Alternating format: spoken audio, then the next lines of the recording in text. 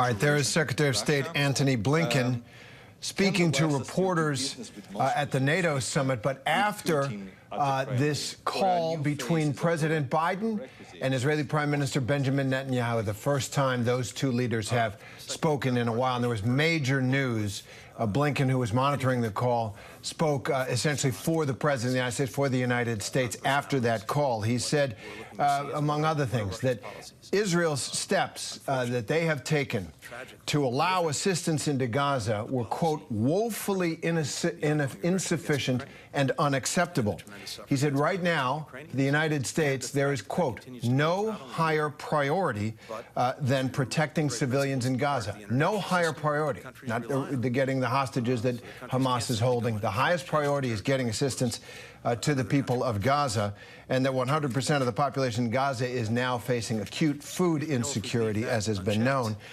He also said Israel must meet this moment. And at the end, after having been asked by a reporter what the United States would do, he said, if we, the United States, don't see the changes that we need to see, then there will be changes in our own policy. For more, let's bring in our foreign correspondent, Britt Clennett. She's in Jerusalem.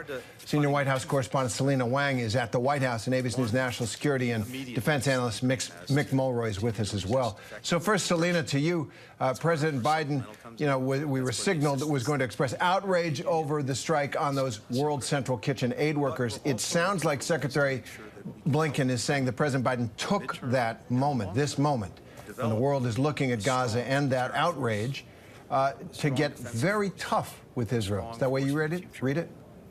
Yeah, Terry, actually, we did see a change in tone from the president. For the first time, he actually hinted he might take a change in U.S. policy towards Israel without specifying what that would be. And I just want to read to you the really critical lines from the readout of the call he had with Netanyahu. He said, the White House says the president made clear the need for Israel to announce and implement a series of specific, concrete, and measurable steps to address civilian harm, humanitarian suffering, and the safety of aid workers. He made clear that U.S. policy with respect to Gaza will be determined by our assessment of Israel's immediate action on those steps. Now, that line is critical, basically suggesting that if Israel is not doing what they need to do to get more aid and to protect those civilians, that the U.S. could make a change, whether that means withholding aid, military aid to Israel, whether that means conditioning the aid in some way, that's not clear. But it is significant there that the president has made that change in tone, not only expressing outrage, but now saying for the first time that there could be